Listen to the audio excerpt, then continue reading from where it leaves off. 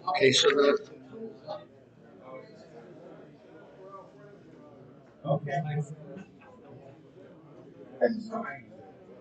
hmm?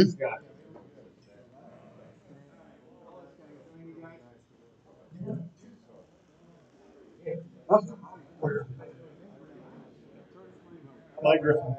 Nice to meet you. You guys hadn't met? Oh, Yeah, we probably have. I just turned it on, so I hope that you can be heard. The microphone issue I haven't solved. So,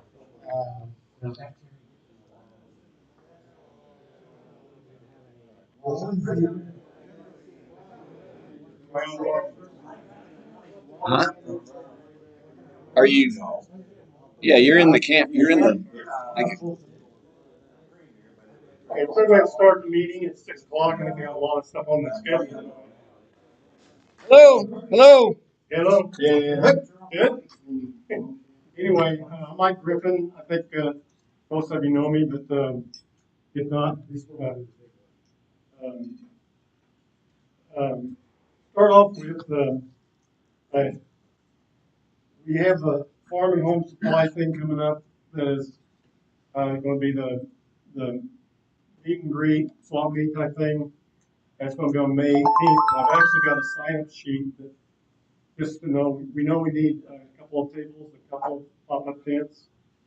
Um, uh, and there's going to be, you probably really kind of need to know who's going to be around that day. What date is it again? May 18th. Saturday, May 18th. Farm and Home Supply, right down here in Wabash. We've got 3 parking spots in the parking lot. Uh, Kind of towards the back, they have the big plant sale there in the parking lot, and where the hours are actually going to be 9 to 5, 9 to 2, 9 to 2, and we probably need to be there, like 8 o'clock in the morning to set up tents and kind of labeled as a swap meet type thing. Primarily, I think it's to get people to come and meet us, and obviously we're looking for more recruits, more members for the club, and just let people know that we're here. I think we talked about selling stuff. If you want to bring something to sell, to donate to the club, or to sell for yourself, or some people may want to trade some tools or things like that. It was kind of the original idea behind it. We've got really it's 2 weeks, so we kind of need to at least know who's going to be there and the kids going to be there. Yes, We talked at the meeting the other night about we have a banner. Chris, do you have a banner? I believe I have got some club stuff in my basement from about 4 years ago. I think there is a drawing thing there. Well, we talked about having a banner. Yeah. Where the cars going by And see it. Packers out there.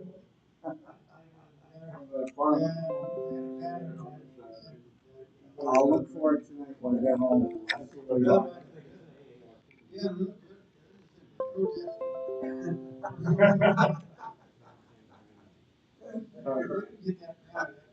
All right. It's in my basement. I have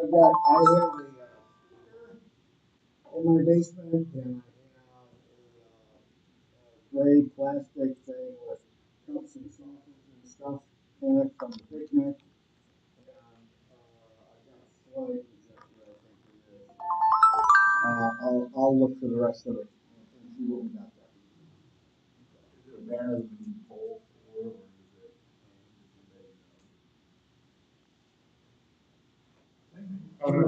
table, whenever they had the wood show. Hey,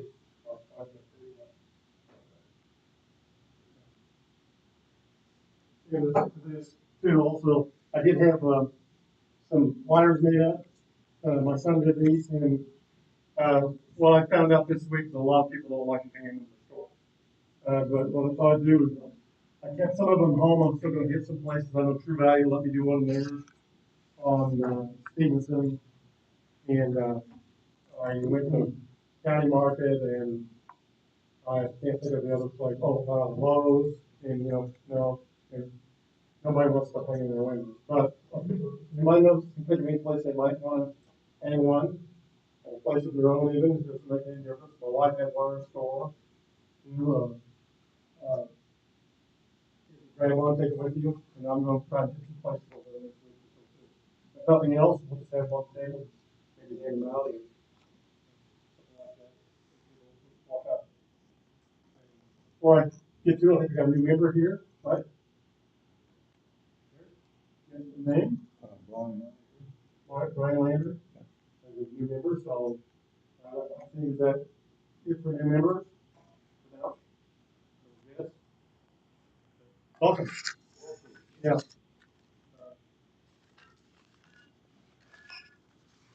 So,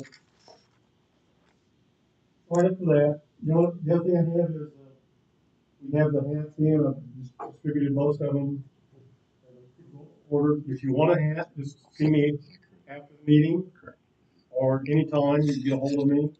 I'd like to place the orders through us instead of everybody going to a hat store individually. No, it's just, it would, I think, the first order, I think there was about 13 hats or 14 hats. And I should, if I get orders in the next couple of days, I should have them all here by the next meeting. Maybe sooner, but just likely the next meeting. Prices are 18, 22, and 25, depending on which hat you get. Yeah, yeah. If, That means you got a lot of brains. yeah. Actually, the hat here, these are just an adjustable bulkhead type thing. Makes a pretty nice hat. This is the $18 one. This here is a solid hat, stretch fit. It comes small, medium, or large, extra large. Same with this one here, only it's vented hat. Comes in a small, medium, or large, extra large. And they're nice stretch fit hats. So we can get different colors. I can show you the colors you can pick from if you want. And like I say, you just get a hold of me after the meeting or anytime, and I'll help you get to it.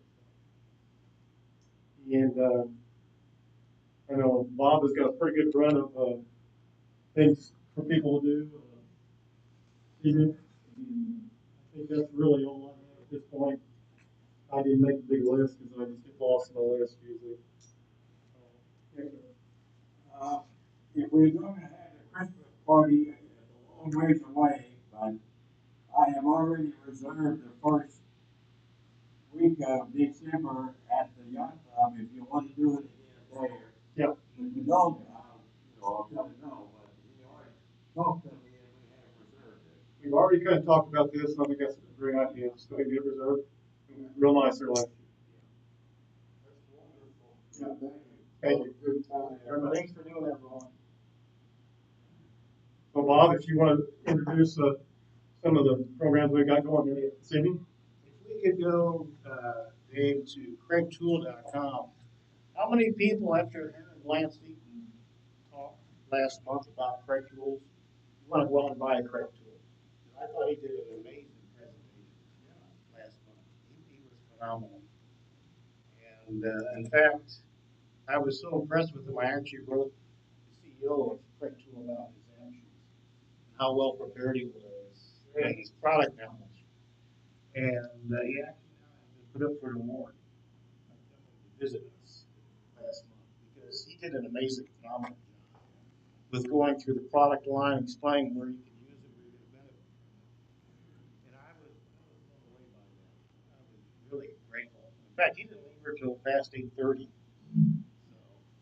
So, and we do have them coming back in 2 years because we're going to have some new product introductions. But if you can go to the website, Lance and I talked today, and he mentioned a couple guys asked him about the adaptive cutting system.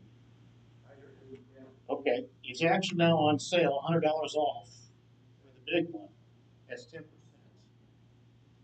so we'll go. I'm really trying. Sorry about that. But they have both versions of the adaptive cutting system on sale.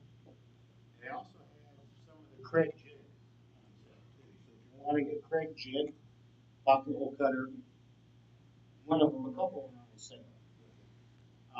One thing I noticed, I went back to the website today, and actually was going to have Lance go through, but we simply ran out of time.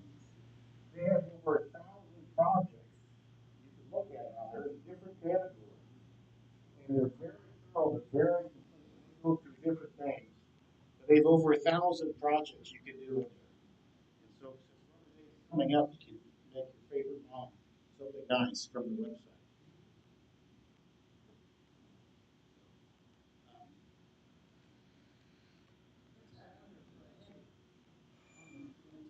What's that? It's, yeah, when you go to the website and it has projects, you hit that, and then you get all the different categories you can look at. So it's a very well organized website. Well, I talked to him after that meeting, and him coming to do this group like this was above and beyond the call. Yeah. He normally does trade shows and things like that where they got thousands of people there, you know. He came to talk to us, so it's pretty good. Yeah. As we get into spring setup, we got a couple things on the books right now. We have this coming Saturday at Bob Cox's shop. He's going to do an open shop on the basics of building cabinets. Anything you want to add there? No? So, yeah, so we're at the shop last year.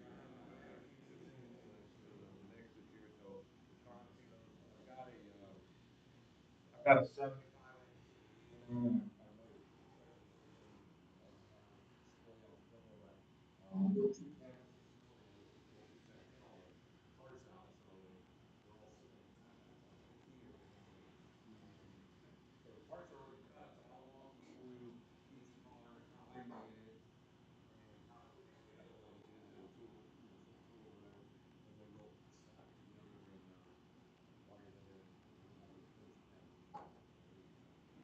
We were supposed to have Jeff Miller come. Yeah, sorry.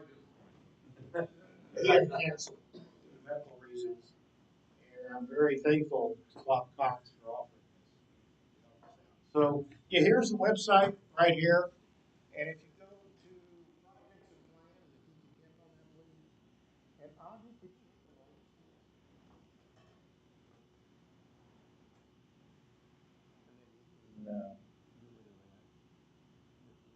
I mean, there's a search bar if you want to do that.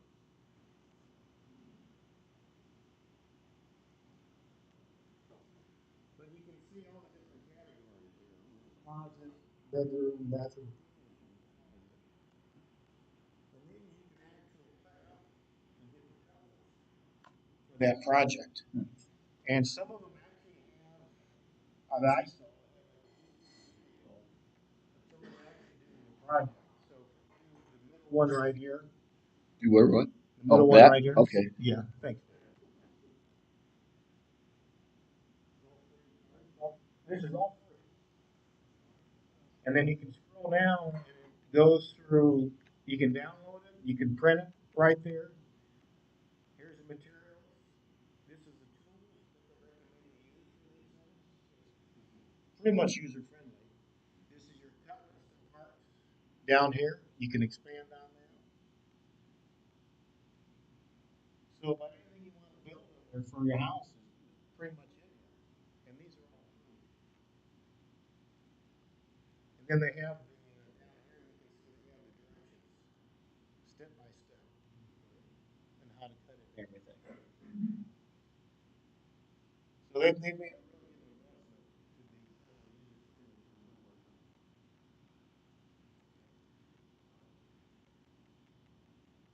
The finish, extras down here, and then if you can go back up to the top. And then I'll show you the price on this. Lance made me work. The sales started May 1st, and I think it goes to the end of July. Where do you want to go? For the website. Let me hit on Craig. There we go. And then let's scroll down. Go down to the bottom.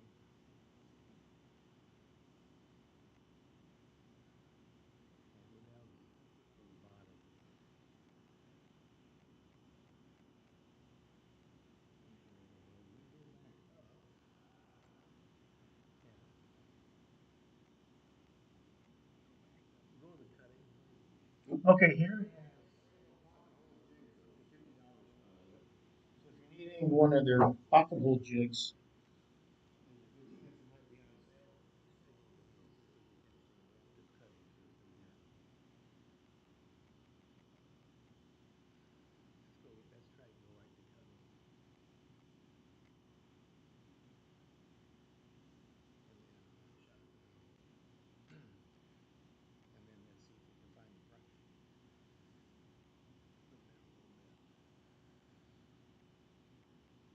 okay, this is on sale.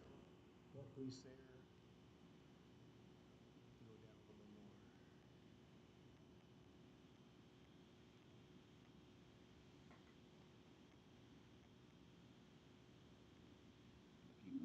Yeah, keep going down.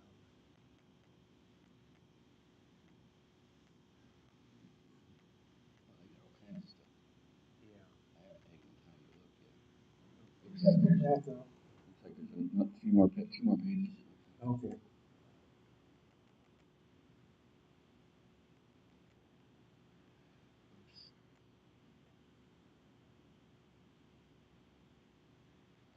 My hand sucks.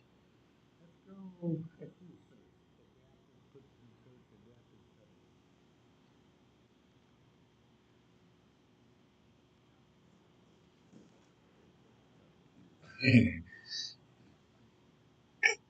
Can't see.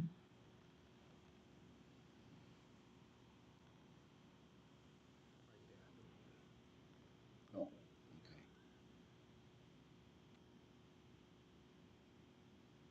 And so I think Jim, you mentioned you're interested in it. It's normally around 1,000. There's $100 off. That's about 10% off. And this price will go to I think the end of July. And then there's one that doesn't have the table with it. It has a track with it, and the plunge saw, and I believe that's $50 off. So we had good timing with having Lance come go through all this stuff, and then now some of the items are on sale. Should I add to cart? Right Terry would be buying it. Any questions on that at all? What's the difference between this and the festival track? I have the festival track saw. I mean, in terms of performance, I don't know, but I think it's pretty good system. And I know this here, you can actually it has bench dogs on. You can actually change how the wood goes in, so you can do like a 45-degree cut. Yeah.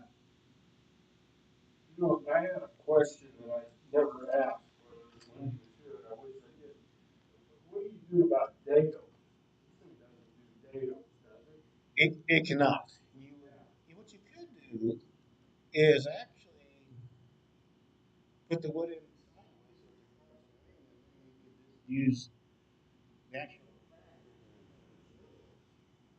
and then put a router on it. Use a router. That would work. I changed my mind about this thing because just for that reason, it's the thing, I still have to have my table saw anyway. Cut dados. Yeah. I'm just flipping through. Yeah. The premium is my shop. Yeah. But this is fairly portable. Yeah, you're right. You know. I don't know the difference between this and the Festool saw. The circular saw. They have joiners, so you can actually connect the tracks together. Both systems have that. You know, it does have a table. It actually has a cutting system. It might be more than that. And they have their own dogs. They're a 20 millimeter. This is 3/4 inch. On it. See, here you have an angle guide with it. So you can make the adjustments with that. And then this has wheels on it. I know the first one does not have wheels on there.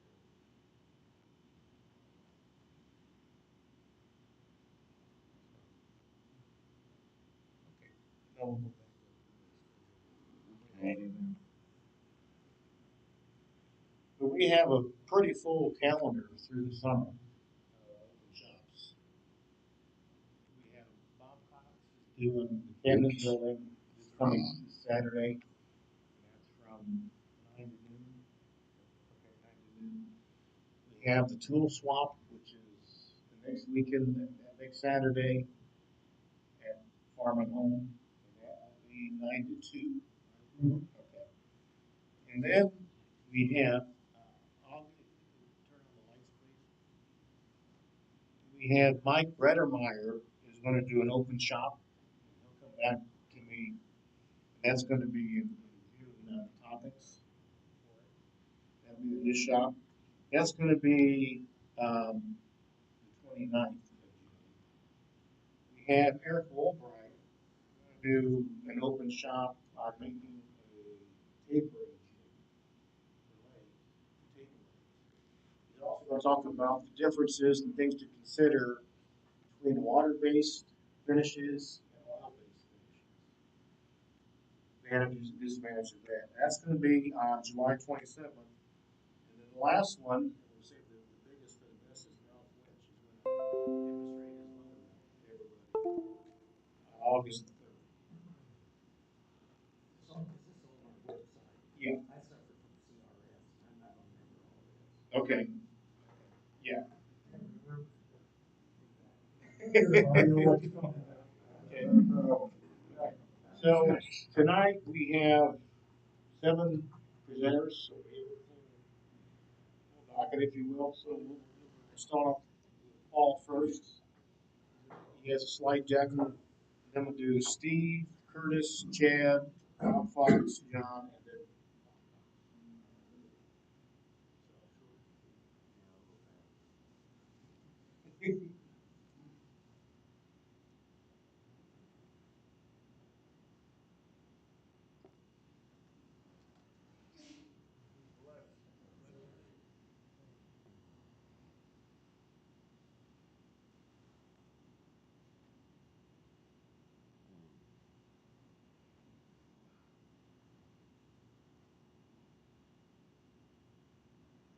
And then next month, our presenters will be Bill and Mike.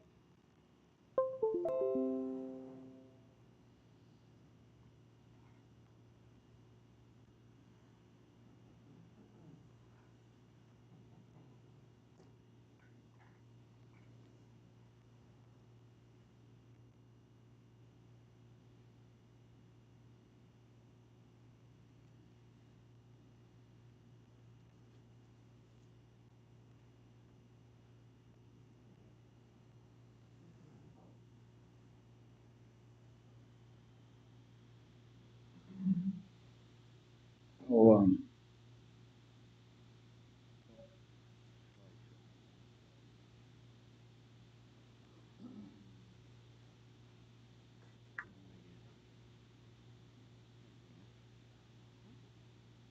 Actually got it to work. You want the pointer? You want the pointer?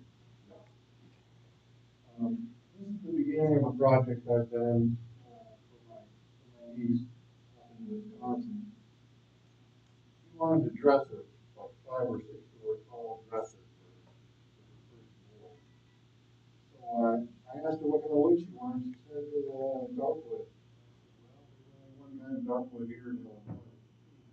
So it's walnut, even though it's not cheap. Any other kind of darkwood that you find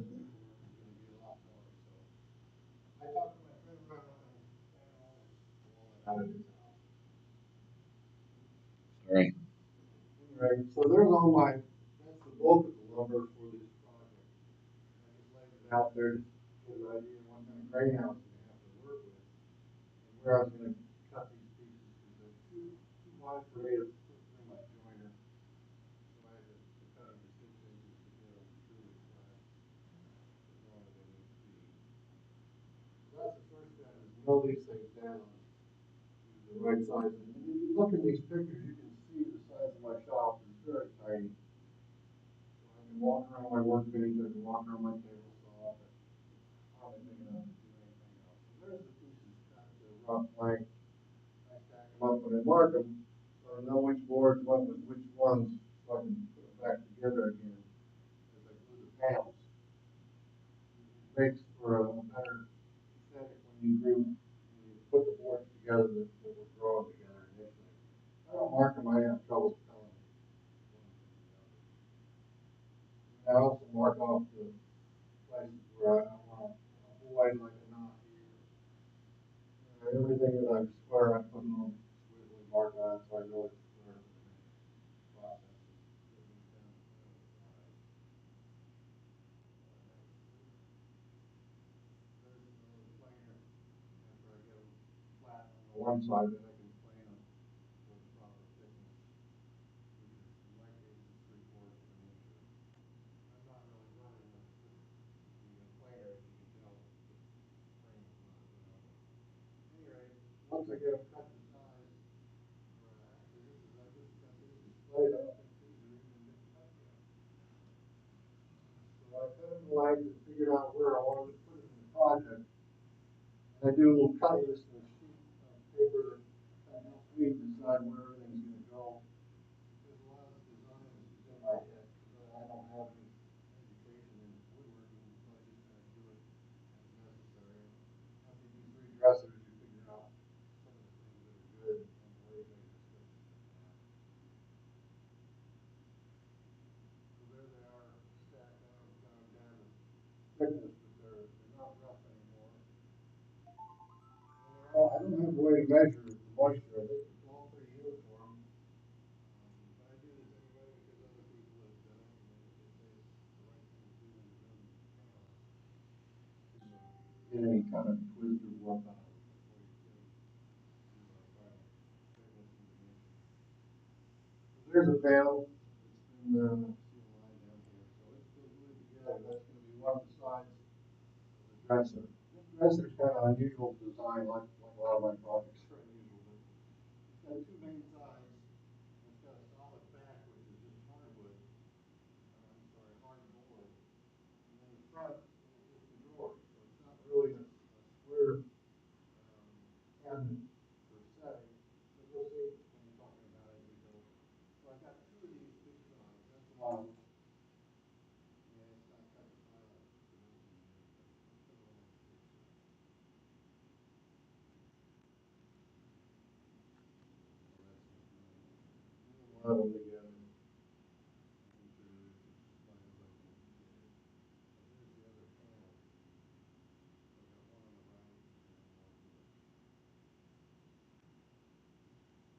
Now I'm just getting them a little smoother since I joined them. I still have a lot of cabinet scraping to do before I do any sanding. I want to try to get the joints between all the glue joints. I want to get those as flat as I can, so they don't show up when you look at the panel from a distance or from the side.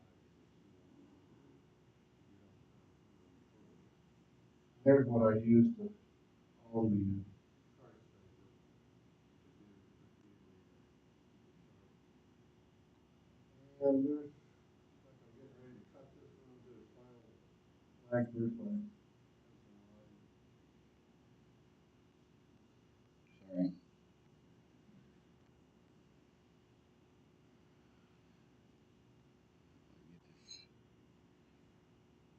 This crosscut jig that I made for cutting my panels is kind of offset to the side. It's a little bigger on the right side because I like to cut things that are longer. I don't really cut things in the middle.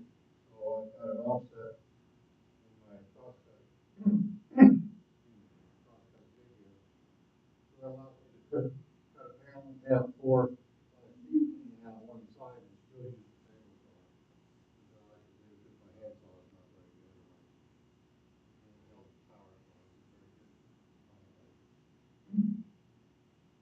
clamp it down and then run through and do the same thing with my dado.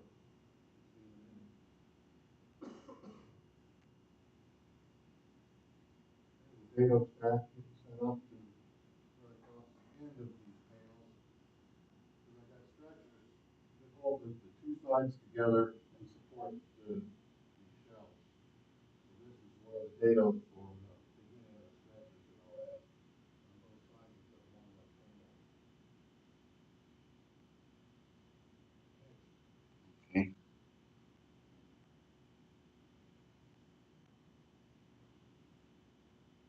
Here's the first dado I got at the bottom. I mark it off where the other dados are going to be for the various shelves. This design is going to be for stretchers. Support the shelves are going to be floating and these dados I'm about to cut. And what I'll do at the end is I'll glue them to the very front.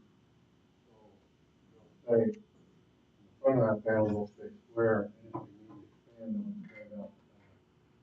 And the stretchers will slide in those dados. Pretty tight fit, by the way. I'd like to do sliding dovetails, but I'm not good enough number with it to do that. So I'm just making a stretcher here with pocket holes. I've got a nice table workbench that's helping with all the dog holes to keep things square and flat. It's hard to work on a table you make when you have a nice table like this. Could afford it after about 10 years. Trying to make stuff on our tables you make in the workshop aren't quite as good as these ones you buy. So I love that workbench. I think I had it 10 years ago. There's just a bigger picture of me making a stretcher. Walnut in the front. I put poplar around everything else. It's not visible. I keep the weight down, but that's still pretty heavy. Get all that all together. Here I am putting in the stretchers one inside and one in front here.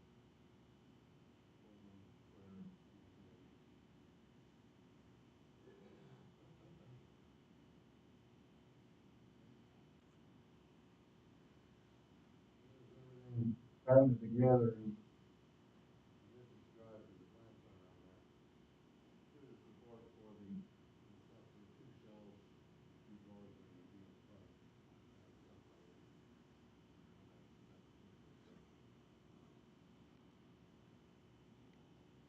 And the backs of the stretchers are sticking out a little bit, so I had to clean them off.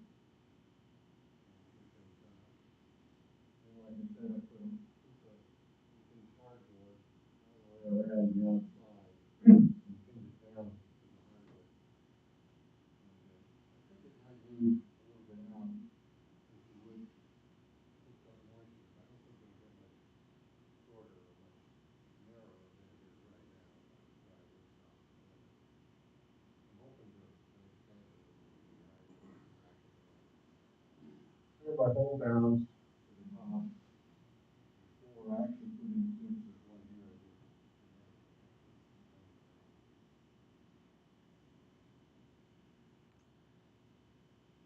Here's my handmade jig for cutting the potatoes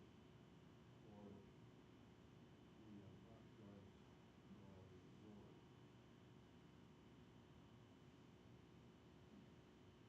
Make that out and cut off pieces and then how long did it take you to make that? Well, that's like the third one I made. The hard part's getting it precise and then keeping it that way. This is old pieces of a board that I was making a cutoff one. And I just had extra lumber and I wanted to hide the needle blade under here so it never shows up when I'm pushing stuff through. And I just put extra panels across here. And when I have a loose fitting dado, too tight or too tall, I'll just lift that thing up and move it down and adjust the blade until I get a precise cut that's repeatable so I don't have a lot of stuff hanging out of a lot of cleanup work on every cut. And I mark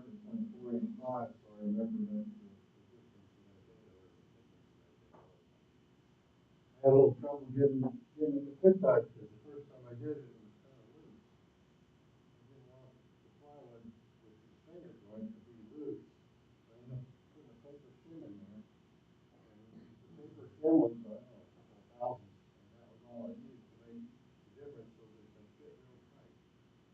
But that's just another handmade or homemade. Whoop. That's it, looking at it from the other side. Here's the working project. Right down here, you can see the plywood picture. Yeah, there's the little tapping stub, so you can cut there and you can go. Right now, I've got about 5 of these holes in there. Every time I do that, I make a new hole, I dump it, pretty soon I'll have to get a new piece to put on there. That's the only way to get them real tight that I found, because I can't put everything back where it was in between dado cuts. Makes it harder, project apart. I always have a couple of pieces of scrap, which is nice. I always cut scrap first, see if it fits. If it does, then I can get the drill bit out and finish my project. Dados are hard, but once you get it fine-tuned, it's just a matter of repetition. Over and over. Yeah, then what I found was this was too fat, and this was just right. And these shims came with my dado stack, my toy dado stack. Paper shim works every so often.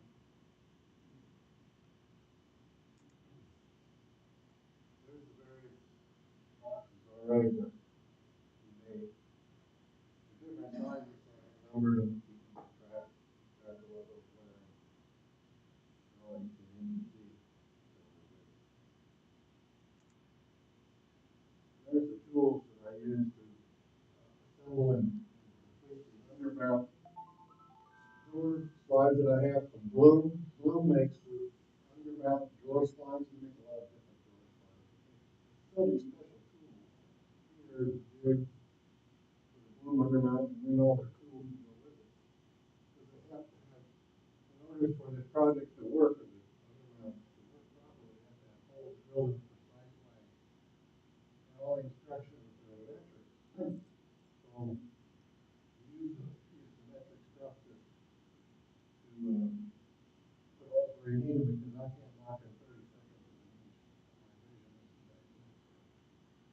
So if you ever want to do undermount, glue is good, but you gotta buy the jig to get it ready.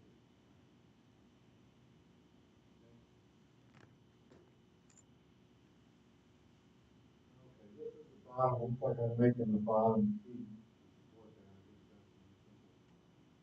I just got some simple router wire. Here's the cabinet with the drawer slides in it. The bottom is not on yet. I just made some sculpted feet to put it on the bottom. Need some what? I'm sorry? You mean what? I made some sculpted feet, or I don't know what you call it, but I mean, I've got four points here instead of one long foot here. I've got, I think, four with a big slot, toe slot in here for when the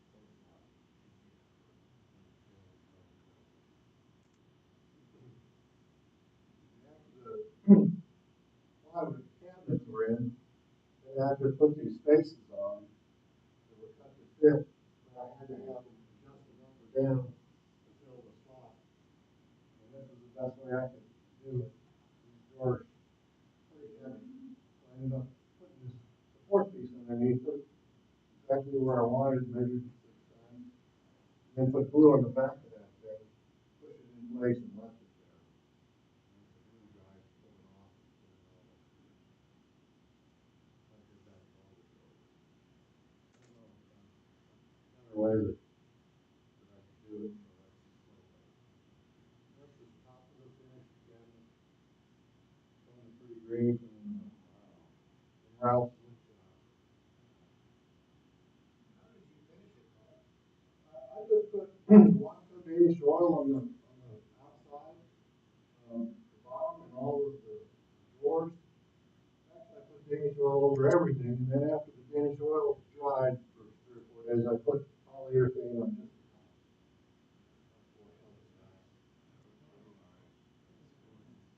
Yeah, it turned out pretty nice. But these soft closed drawer things are really nice, because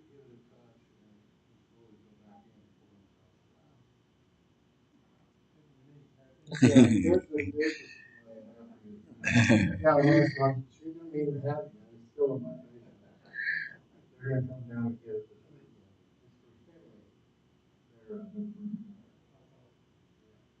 It's for family. They're, 54 inches.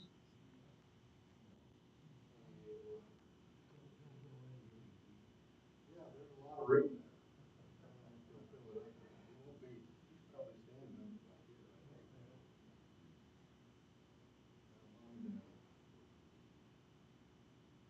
So that's it.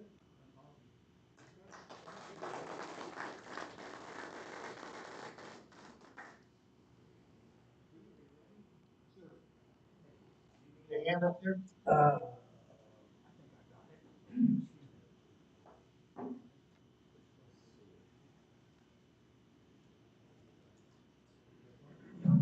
think I just, okay.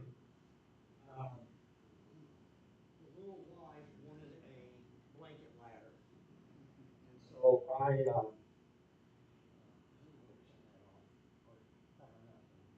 Um,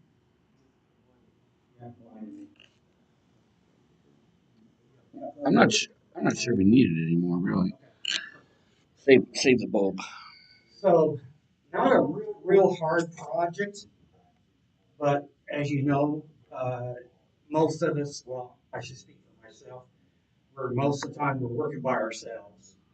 And so sometimes you need a second or third person to help you out, but they're not available. So what do? So you got to figure out how to do things by yourself. So anyway, starting out with this, first of all, I bought some 1 1/4 inch sanded dowels, oak dowels from Rockland. And I emphasize the word sanded, and that's where I got myself in trouble. So I don't know how they make these sanded dowels. I don't know if they take a standard 1 1/4 inch dowel and sand it down. But if you figure if they're sanded down, it's no longer 1 1/4 inch. And then you're into, okay, I drill holes. Obviously you practice over scrap wood to see how things are going to fit. And then you learn, well, this thing wobbles pretty bad. This is terrible. This fit is terrible. So what do I do? So I end up buying, I went back and forth to local hardware store, Menards and Lowe's, trying to buy drill bits. Could not find one. Finally, I ended up getting one of these speed bore bits, which are really kind of, I think this was 11, $12 for this bit compared to a lot of the others. They're like 30. And so this is the part where I tell you, don't do as I do, or wait a minute, don't do as I do, just do as I say, I guess. I'm probably screwing that up. But anyway, what I'm getting ready to tell you is don't do what I'm telling you here, okay? This is how you get yourself in trouble. But I don't have a metal lathe. I got a wood lathe with a 4-jaw chuck. So I put this in the 4-jaw chuck, slow it down, and I basically took a file and turned the thing on and took a file and took several thousandths of an inch off of this. Again, don't do as I do. Okay? And I got it down and made sure it was sharp and drilled my holes and got it where I had a good fit. So, for what it's worth, be careful buying pre-sanded dials. Okay? All right. Did that. The next thing is a lot of detail because I didn't want to get glue everywhere to try to clean up on the dowels or on the wall. The rails, the side pieces are walnut. Uh, and so I was trying to determine what am I going to use to finish these. And so I like using the Watco Danish oil myself on a lot of things. So this was standard Watco plain old natural Danish oil. This is the Watco dark walnut. So I like the way it highlighted the grain. So I decided I would do all these runs in the Watco Danish oil dark walnut. So I taped things off, not necessarily on this piece, but I taped things off and I made sure that I got the dark walnut on there. And then the next thing is I'm ready pretty much to I made my wedges to go in the end. And I kind of cheated. I thought I was going to hand saw these slots in there, and I found out I shaved too much. So um, I'm going to have to find a better way. So I cheated, and I just put this on the table saw, set my blade fixture in, and I cut the slots that way. So that's how I did it. Um, so after that, what do I do to assemble things?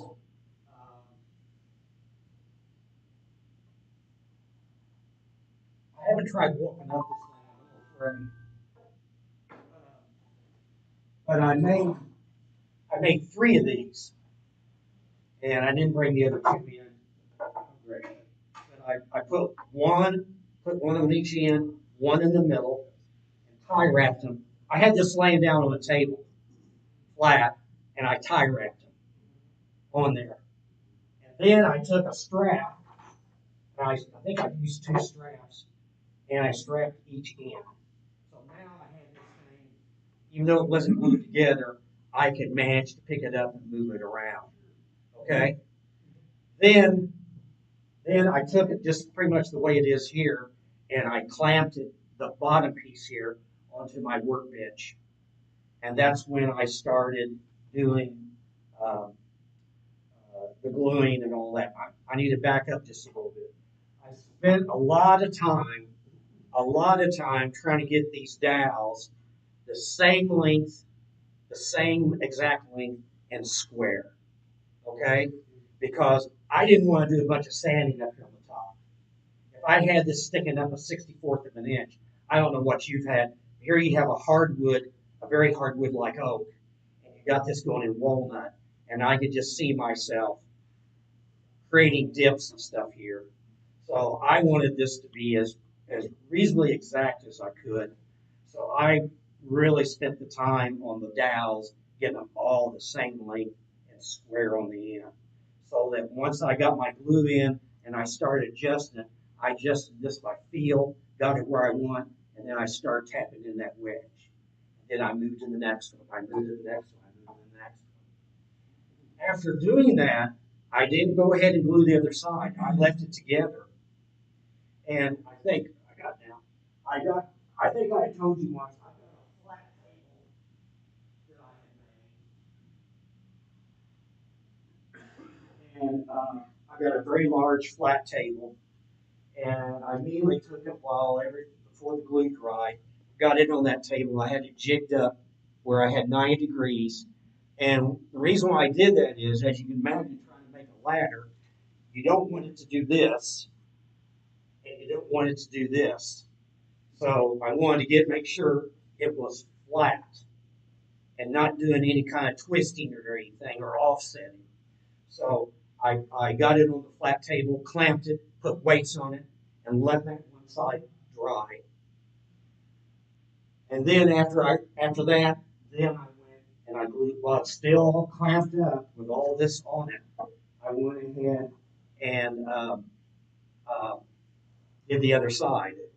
So about all I had to do is basically take my little saw and cut off the part of the wedge sticking out, a little bit of light sanding, and I was done as far as that goes. Now, I want to emphasize, little blue tape. I use as I said, I use the Watco dark walnut on the rungs. I didn't want to get it on the regular walnut because I figured, well, you're going to see that. I didn't want to get the walnut too dark. So I found some 1¼ inch washers in my shop, cut them out. I put them over this end grain here, and then I dabbed on that dark walnut walk coat on there just to get that done. I didn't want to get it anywhere else on the walnut. And then I taped things off, and I did the rest of I had made a sketch. I but I made a kind of a two-scale sketch, figuring out about where this would sit, and got my angle right. And I got some rubber pads on the bottom and up on the top. I'm not really happy with those. I probably need to go online and try to find something a little bit better. Some of it I had to do in two pieces. But that's how I made it. And so again, these are my buddies, my second, third person right here. So anyway, any questions? What's the ladder used for? It's a blanket ladder. My wife owns a blanket ladder. I'm real mean in the house in the wintertime. I like the thermostat turned down. She wants to turn it up. And so we're constantly fighting over the damn thermostat. So I keep telling her, I can only take so many clothes off. And that won't be pretty. Get some really bad visuals right now, aren't you? Or we can turn it down and you can put more clothes on. So anyway, I got her convinced and she wanted a blanket. We got blankets. And so this is a hang blanket. This is just a hang blanket. I found someone online. I could have bought them for $50, or less. But I said, no, I'm going to try to make one. I like to experiment, try different things. And I also like to do the exposed joinery, in case you didn't notice. That doesn't bother me, that's sticking through. That's good. So, Half little pieces stuck in there all the way. half the Yeah. So, that's good. That's the even the gal singing that. oh, yeah. Then I just took it away and glued it, tapped it in there. That's where you had to do it. Yeah, like I said, as I was gluing this down and tapping these in, I just, by the best feel, just trying to get it where it was flat. I didn't want to have to try to sand that old ingrove down. That was going to be a pain. There's a lot of preparation, little details to get it where it's as reasonably perfect as you can get it.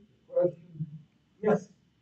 you may have covered it, but I hear it is super bad tonight. Grain orientation for shrink, did you pay attention? I know you were consistent, but are you stronger this way or this way? Well, let's see. I was concerned about, I didn't want to take this and put this wedge in and spread the grain.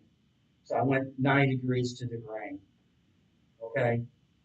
And then I was paying attention to how I was doing it here too. So I didn't want to put a wedge in here and be taking that roll and popping it this way. So that's why you see the wedges all coming across this way. Does that make sense? Yeah. So I don't know if I did it right or not, but that was my logic. Yes. The thing I really like about that, it really looks like an old antique ladder. My wife and I go to antique shops every now and then. Yeah. And they'll have an old ladder from the 1950s or 60s. Yeah. And maybe it's been cut down. It's $70 or $80. Oh yeah. Oh And yeah. that looks like an old antique ladder. Yeah. Yeah. Yeah. Thank you. Thank you. What, in your sunroom or whatever, and then she'll put 1, 2, 3, 4, 5, 6. Yeah, and I tried to put my sleeping bag on it. She says, "No, I'm gonna get that damn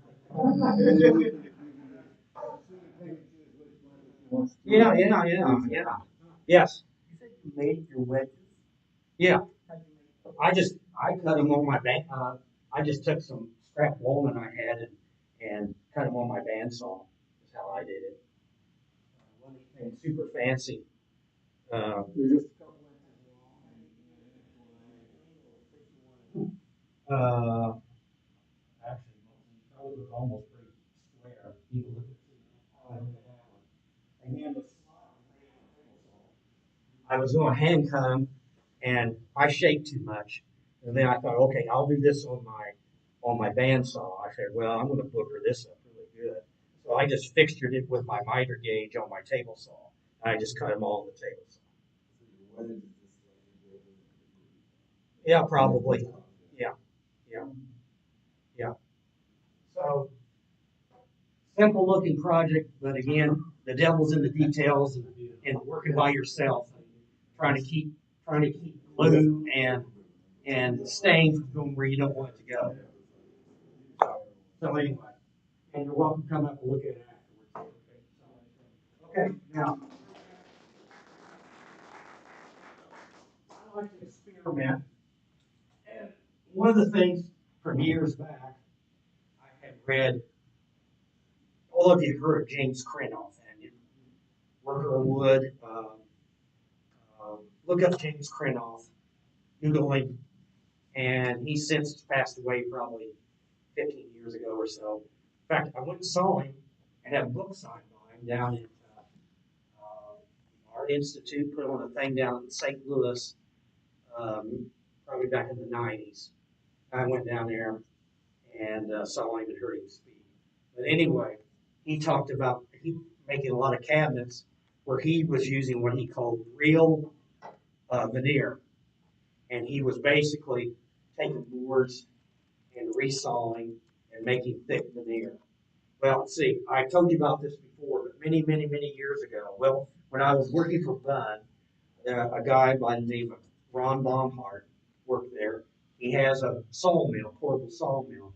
So he came out to my place, and I had some logs to cut up. And so we're cutting up, boy, just great wood. Um, I have a bunch of honey locusts of all things. And as we're cutting it up, a lot of the logs were dead trees. The bark was off them. They were standing. I cut them down. Or some of them were actually even laying on the ground when I harvested them. And so you're getting that spalding effect in that wood. And so I really like, man, I like the looks of that. And I ended up, as usual, I cut too many. I cut several logs, and I had to cut them uh, basically about 3/8 of an inch or so. So I've got several logs cut like this, 3/8 of an inch. So I took them, I took the pieces and I ran them through the planer. I used the joiner. I edge glued them together by using wedges to tighten up, to push them together. What I'm trying to get at is, what I'm doing is I'm making a cabinet, which I'm probably 5 years behind on according to law. I'm making a cabinet to go under the TV to basically hide all the wires and the direct TV crap and all that. And so, and I'm going to build stuff, if I can, comes off of our little farm. So if you come up and look at this, this is thick veneer that's been glued onto a 3/4 inch substrate. And I use the plastic resin glue, which basically holds it. It's best to use, I vacuum this. I got a vacuum table and I pull vacuum and I vacuum this. What's the thickness now? Right now it's probably about an inch and a 16th, inch and an eighth, somewhere in there. And I'm looking to try to get it where I want to be more than 7/8, 15, 16 or an inch finished. What I'll do is there's going to be waste to this. Oh, let me point out what I also did when I glued it together. Before I was vacuuming it, before I vacuumed it, I knew this was going to be a waste area. And there's another one down there. I put some little 1/4 inch dowels in here. And as I put my glue down and I sandwiched everything together and pulled my vacuum, I knew it wasn't going to start sliding on me. So I wanted to stay in one spot. So, but what I'll do here, I'll cut off some waste off the sides, and then I'll glue a piece of hardwood honey locust on the edge. And if you look at this, it'll look like a glue up of honey locust. It's actually a laminate that's been made. And my plan is, now I've got another piece of this. I didn't bring it because it's too big and too heavy. But I got another piece of this that's about 9 feet long. And this is the bottom, the inside bottom that you're not going to see. the reason why it's 9 feet long is I got two sides and a top, and I'm gonna try to wrap that around and make sure it looks like it's continuous board all the way around. And I'm gonna try to miter these. I'll probably miter the bottom too. I wouldn't have to, but I'm probably gonna miter them too. Is that 3 cabinets there? No, it's one cabinet. One cabinet. I've got large doors on the side, two smaller doors here. Then I got an opening thing for a speaker thing that goes in there. And then I'm going to hide all the cables. And it's going to be 9 feet wide. No. Oh. No, it's going to be 4 feet 6 inches. Oh. The reason why I got the other piece 9 feet wide is I got it. It's about 22 inches tall here, not counting the feet. 22 inches, about just under 5 feet here. Oh, okay. Okay, does that make sense? So the reason why I got it all that length is I want to cut it and have that band of wood look like it's continuous all the way around. Right. That look, if I can get it, and using miters. So if I ever get that done, maybe in another 5 years, I'll take some photos of it and bring it in. It'll probably be too heavy to drag in here. Huh? Oh yeah. I'd bring photos in. Yeah, grab this. This is pretty heavy. So anyway, like I say, I like to experiment, and so I'm experimenting. And besides that, I cut all this dead wood, and I got to do something with it, or else the family, once I'm dead, will probably throw it in a fire. So I got to try to do something with it. What a waste. So that's all I have. Any questions?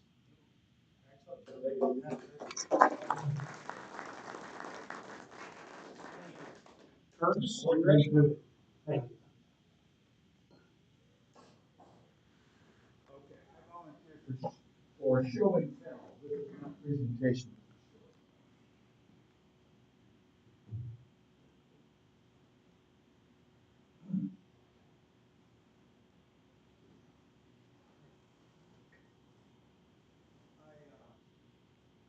I got another week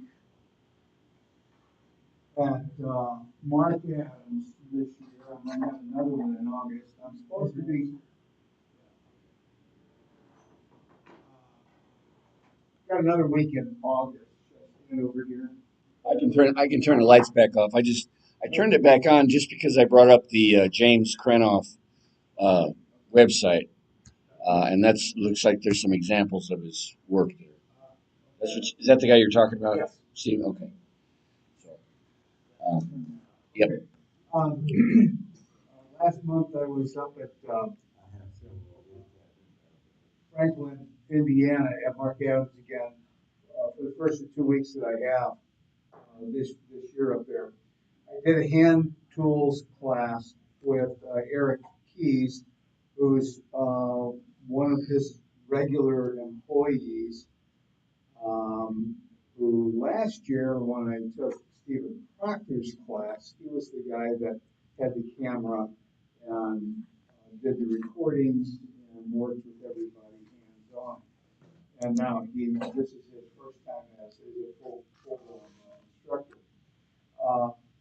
It was hand chisels and number 7 joiner planes, which is a really cool tool. I really enjoy that thing. And he gave us 3 projects, one of which is my very own winding sticks. The project is not complete. Curtis has 3 projects to do. He completed 1 out of the 3 and brought the other 2 home for finishing at home. I'll pass this around. I've got 1 notch cut out of the 6. Each one of the 2 sticks is going to have 3 notches on the end and 1 in the middle. And I've got some white maple, some hard maple to inlay in there. Okay. I got this much of it done and had it approved, and yeah, you're on the right track. And then I put it aside so that I could finish it at my leisure at home, because I did not want to be on the speed trail and put too much pressure on myself to screw this thing up. So, I'll pass this around. Yes. Found that leisure time yet? No, thanks. And no, you brought up my wife is just like yours. I want you to do this. Yeah, you know, that list keeps getting longer, guys. It really And does. and what are those again? Those are winding sticks. Okay. Okay, a guy with a bad eye like me, I don't know what's wrong with your eye, but this one doesn't work anymore. And it's a real bummer. And I don't know what in the world a woodworker with one eye needs to be doing woodworking with, but I'm trying it because I enjoy it so much. This is the one of the three projects that I did finish. It's got my name engraved on it. I really got kind of fancy. It's a marking knife. And I made one of these last year in Proctor's class, and he brought it. I was the only one in this year's class that was also in Proctor's class, so I was the only one that did it twice. And it's as good of a marking knife, I think, anyway, as what you can buy from Rockler. It's just got a straight blade on it that's glued between two halves. That's cut down and shaped the way you want it, and I sharpened it at 45 degrees or thereabouts, and then angled it and put a sharp edge on it, and we put it in the oven, and we baked it, and we glued the thing together, and I can use that just like I can store bought. That's the only one of the three guys that I finished on time. I had 5 days. It was the day after the eclipse, so in order to avoid paying $400 for a hotel room for one night, I rolled out of the sack at 2 o'clock in the morning on Tuesday morning and drove 4 hours, 4.5 hours, and got there an hour or so before class started. And I only had to spend 4 nights in a hotel. So the first night was like 16 hours, it was a 16-hour day. The rest of them were all 12-hour days, which is generally what happens when I get up there. Everything that I do is pretty much been brand new. Everything that I do is pretty much slower than what the rest of the guys in the class are doing. So I'm not adverse to staying well past 5 o'clock. That's why I have this trouble, and I think that's why I enjoy it so much, because that's all I do. I go up there and I focus on it. So there's 2 projects, and the first day there, he said, "Oh, we'll be doing this and that, blah blah blah blah," and then he said shooting board, and I said, "Yeah, no kidding, really? I need one of those like there's no tomorrow." He said, "Well, maybe we'll get to one. Come on, buddy, cut me some slack, will you?" So on Thursday, I guess it was day 3, he gave us 2 boards. This bottom board, and then this top board has got a couple of data's cut into it, and we flattened them with the number 7. We sized them. We put the stick on it to make sure that it was level. Okay. Did the whole works just absolutely perfect the way it's supposed to be. Glued the 2 together, and wouldn't you know it, didn't have enough glue pressure on this half of it. So this part of it popped loose at the very end. We caught it in time, and we just filled it in with a whole bunch of glue, turned it upside down, put it into the vise overnight. And when I got there the next morning, when all glued, guess what I got? That glue dripping all the way down the flat part. So I had to take a 1/4-inch chisel and very, very, very, very carefully chip all of the glue that was down there away. And anyway, this is 90 degrees to the flat. This second piece is 90 degrees. It was all done with a number 7 joiner, okay, with all the proper tools and a whole shooting match. We got glued up, and then I found a piece of scrap, okay? And I, planed it, planed it, planed it, left one line, one side unplaned, okay? Did the 90 degrees, 90 degrees, 90 degrees, and, ran it through a bandsaw to get one end pretty well full. And, I said, yeah, that ain't right, because I put my 90-degree angle on there, and I drew a straight line. It was like this. So I picked it up, and they had a chop saw over there, and I sit on the chop saw, and I tested the chop saw, and I got hollered at because I was in a hand tool training class. Really got upset when I tried to cut. He said, use my shooting board to do that. I said, oh, where's my brain? So I used his shooting board and his number 7 planer on it, and I set this guy up there, and I planed it on. I got it really perfect, and then I put my angle on it. That's 90 degrees of that, 90 degrees, and flat, perfectly flat. I did a pretty good job. So I don't have any photographs of that, but I took my hand chisel and I drew a straight line. No, I did this one first. I'll tell you about some mistakes that I did this one first, and I just did the old dovetail trick, just a little bit at a time with a chisel and established the line, and then honed it out and did both sides. And I got down to about here, and I got down to about here. And I pretty much stopped because I ran out of time. And when I got home, I said, well, I need to finish my project. So as time allowed, I honed it out. Bob loaned me his shoulder plane, so I got it honed out. And then it dawned on me, Curtis, not only did you put this in the wrong place on the board, you also turned it around wrong.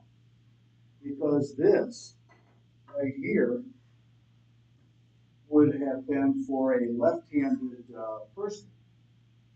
I didn't want that. So I said, you know what? I need to do it right here so that I can have enough room in the board that the workpiece, which will fit right here, is going to be permanently attached like this. And my workpiece will be here, right? I'll take the plane up this way. I'll have enough room to work. So I got 2 holes here. So what I'm going to do is I'm going to cut this guy in half. I'm going to put the bottom half in here, bottom half in here, top half in here. And it might look kind of funny, but you know what? I will have a little bit of extra shoulder space for keeping my plane straight as I'm honing off my workpiece. I'm also going to be able to loan it to somebody one of these days who's left-handed, who's going to want to use it, and he won't have to turn it around the other way. So all in all, you make a mistake. Here's a mistake that I made. Let's see. Measure twice, cut once. I just started cutting, guys. Biggest mistake us woodworkers make. No matter how much we try. I will be back again in September. The class that I'm taking in August, after our August meeting, is Frank Strass's hand tool class. I have no idea what he's going to have us make. When you go to class up there at Mark Adams, he teaches you how to do whatever it is that the class is by giving you projects like this. Okay, that's how he does it. and I'm gonna be in Frank Straz's class. The first one is a 5-day hand tool class that we're gonna be making something. Don't know what it is yet. I don't have the tool list. They gave me a hint. There's a cut list involved, which means I'm gonna have to scramble and ask somebody to use their joiner and planer in their basement. I have a planer, but I don't have a, I have a unit. I don't have an electric unit. So, I may need to cut up a large number of pieces to be precise. So we'll see what, I've still got another 8 weeks before I go, so we'll see how that is. So, that class, as well as the finished product of what I got here, is what I'll talk about in September. So, that's it. It was short. I still have a very long list of things my wife wants to get done. I wish to hell that I had 60 hours a week to do this, but that's, okay.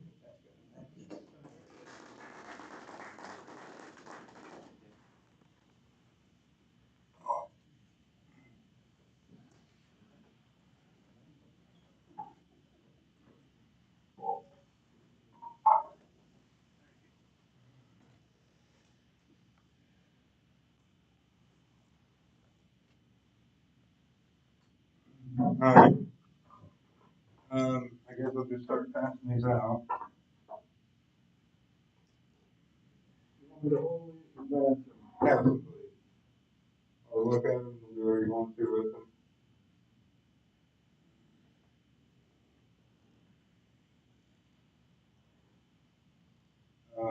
That's what I've been doing. That's a hog that I've cut in half. And so the wood was free. I think that's, I've been told that's black oak, but I'm not sure. The other is a sycamore.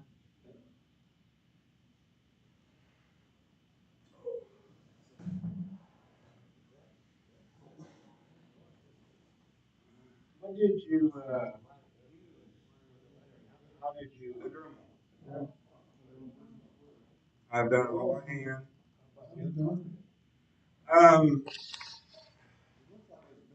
it is burned. I had the bit I used. I've been using it for like 3 years. And it gets hot and it just burns it. What kind of bits? I'm not sure. I cut it out first, then I use another bit to darken it.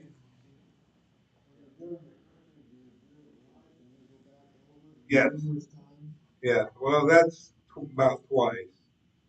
Because I use a cutting tool to cut it out with. Then the bigger bit I use just to darken it up. Yeah, I've been doing that for about 3 years. And like I said, the wood, I just, wherever I can find it, and I pick it up and lay it out, and I'll go pull over and pick it up. So everything's pretty much free. A little bit of money for electricity, but I didn't have money to go buy chips for it to build stuff. I thought, well, somebody told me to try to do it with driftwood. I'm like, well, I got all this wood laying around because, well, part of that one back there was a tree that fell in my garage. So I took the wood and just started cutting in half with my chainsaw, and it gave that a real pretty grain, and so I just started doing it. Lacquer. I found that works best. I've used polyurethane. I've used polyacrylic. I've used oh, what else? I got some stuff at home. I don't really like it, but for $5 at Walmart, Cause usually the cans of polyacrylic and lacquer are like $20. They had them on sale for like $5. So I bought a bunch of them and I don't really like it, so I went back and bought lacquer. Yeah. Yeah. Like this one, I used to drive a cab and I went to pick up the driver and he didn't have an address on the house. So I told him, I said, well, I'll pick you up. So I made that and I got dropped off to him now. But usually I just make them, give them away. I sold a couple of them for like $25. I just like doing it. Keeps me busy. You don't want to hit nobody with it. No, it's came this way. Did you use a power sander or just sand it by hand then, Chip? Power sandwich. I got a handheld. It's just a regular sander.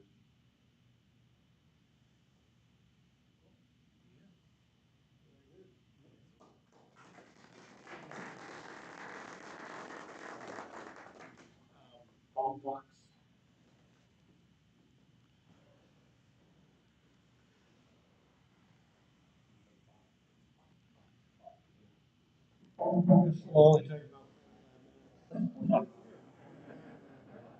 We got all night. Here's a box that my wife's father made in Germany.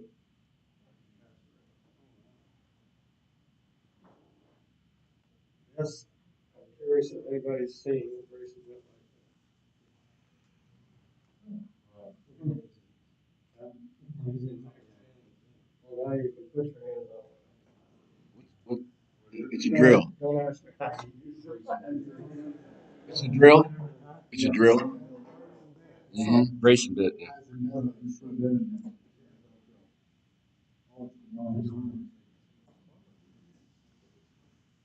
Well, that's for when they were building pole barns.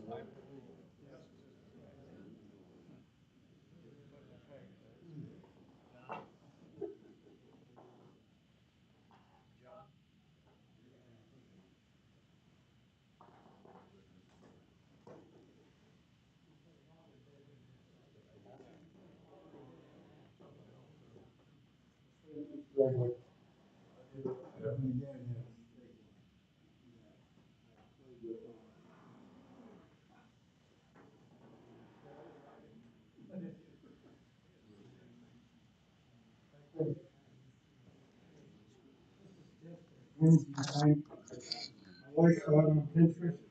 It's just scrap wood. Some of the blue, aren't blue. Shoulders, and my hips aren't blue. They're coming up for the Olympics, I guess.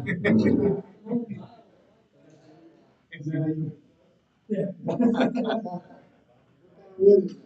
It's all old scraps and, I think the dowels are, I don't know. My wife saw it on Pinterest or something. It's all scrap wood out of mine.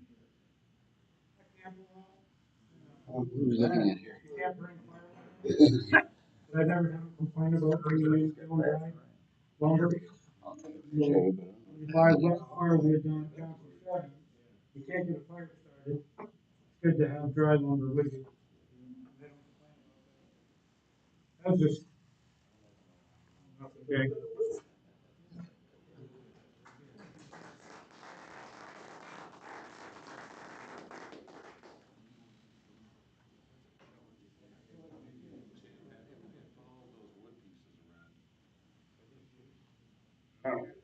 What are the two photos?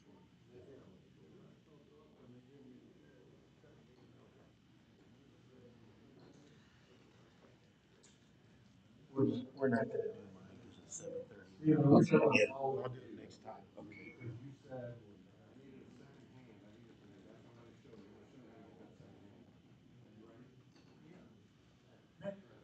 one of the devils.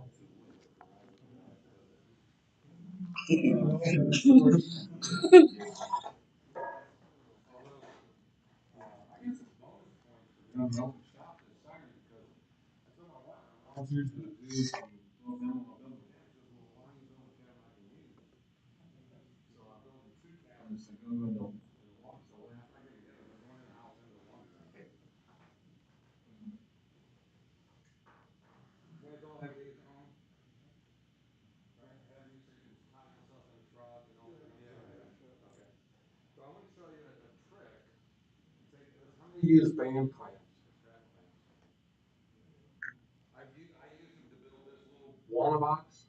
I've used them to, as a third hand, Steve, to hold that thing together while you're doing other stuff. I've used it to, on the kitchen cabinet. But you know, you can buy these on sale at Harbor Freight. 1 inch by 15 feet. You get a 4-pack for about $10. All right, but here's what you got to do. So the short end of the strap, you don't need at all, and it's riveted on. So it's sewn. You're gonna leave that alone.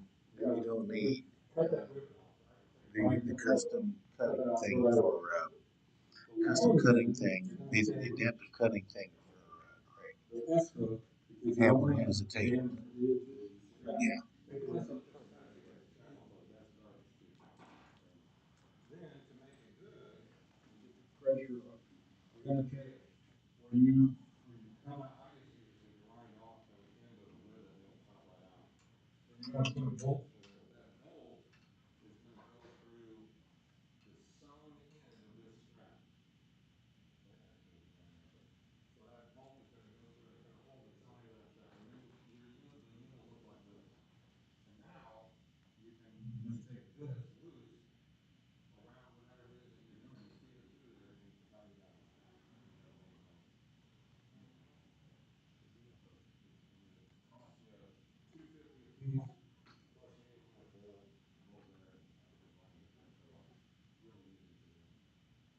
If you want to look closer at that, I can show you that. Handy little trick. I've done that to a handful of mine. They're really good for holding little boxes together like this while you're trying to glue things up.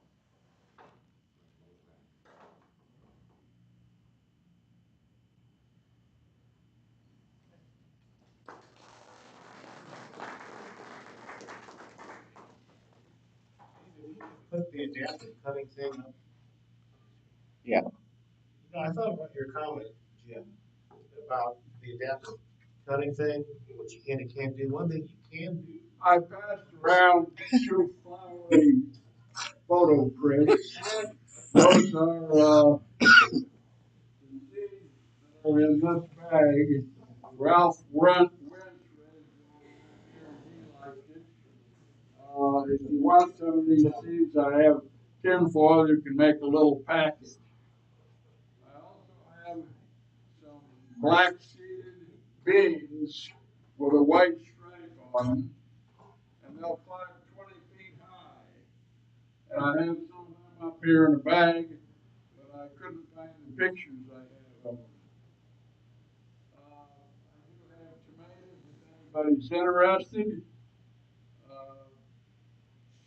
Switching to a different totally topic. 3 months ago, we raised the topic of having cats, and the suggested price at that time was $25. 12 people raised their hand, and how many have we sold? 13. So a lot of the man needs more orders, so don't be bashful. Finally, I was Googling on the internet about a wood turning club out of Bloomington, and they had a notice posted in there that a gentleman named Dan Chevalier had passed away in December. How many of you knew Dan? Okay, he was a member here for 24 years or more. He was a past president here. And I think it's regrettable that our club didn't make any mention to all of us or send flowers or at least send a card to his wife.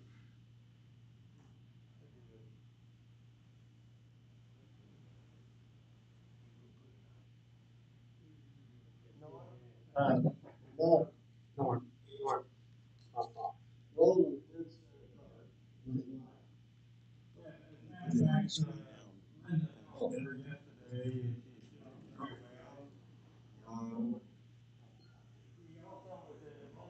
Club, which many, many, many years ago. Obviously, been doing woodworking for the last 10 or 15 years. I bought one of his wooden bases not long back where he had put a multi-tree on the side, so it was something that I really wanted special. But he, his wife, Mary Ann, is actually doing some turning herself. I didn't know she was doing that, but she's getting along very well. To your point, one thing you can do with this table, Jim, you take off the track, you have all these holes, they have a lot of clamps, and you can use this as an assembly table. And it'd be a lot easier to work on this than a regular table. You can also, if you want to cut down on it, you can actually run this as your straight edge and just run a router right down it too.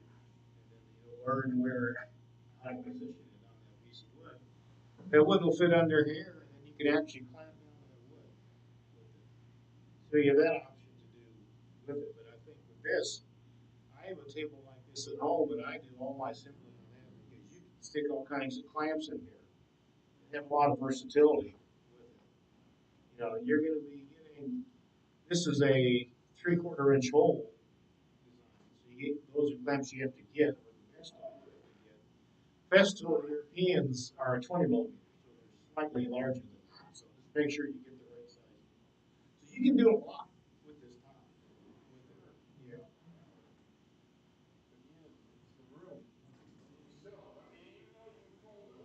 I have to think about where I'm gonna put a new screwdriver. Yeah. When I put it in, I don't have it. Yeah. Plus I'm getting old, and, I don't Yeah. know how much more furniture I'm gonna be building. Yeah.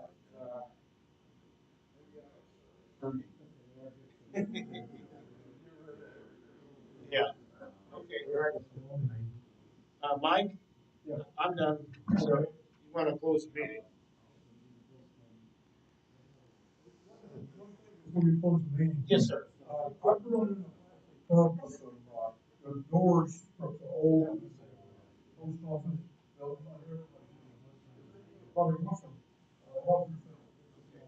I've got the line, anybody can use it. And thanks to our presenters tonight too. Awesome job.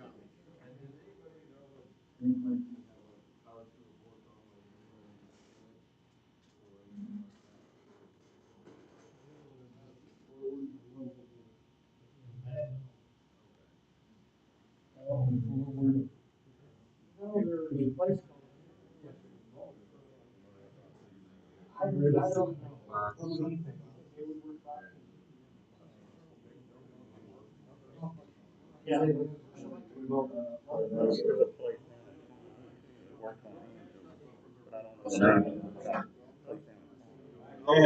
Yeah, I don't know.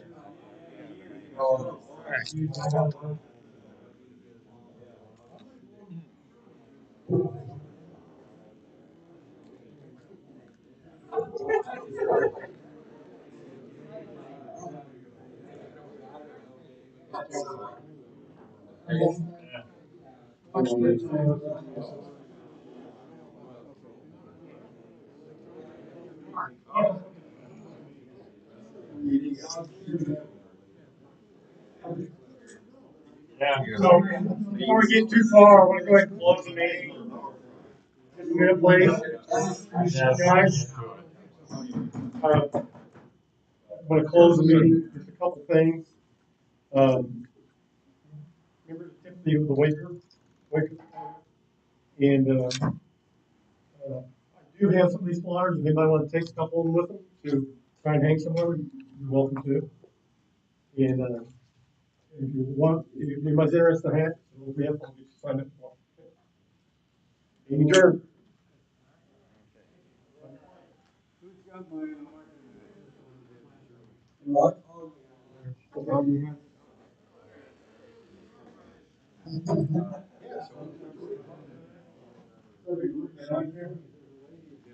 job, John.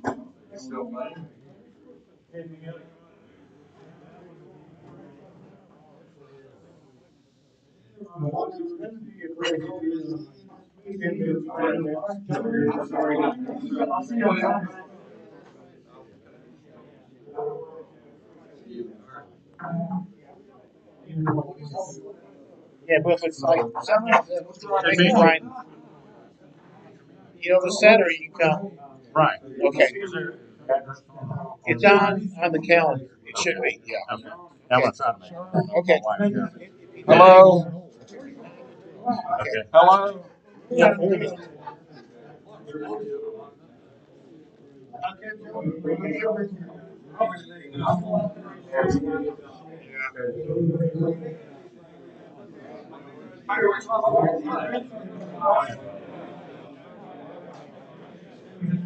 Yeah. Oh, yeah. See you.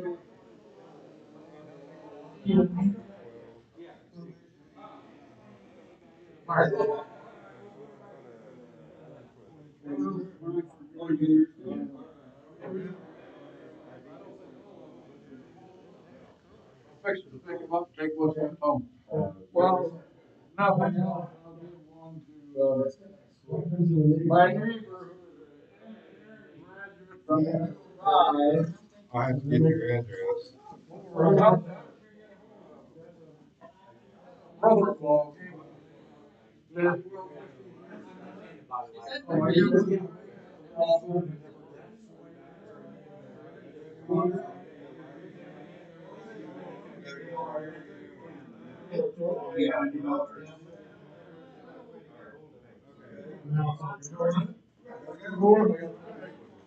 Get one.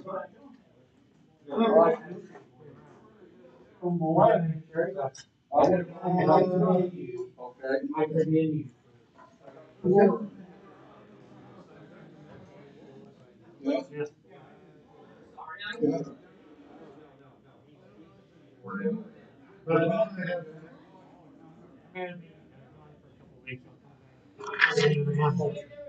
give you a holler.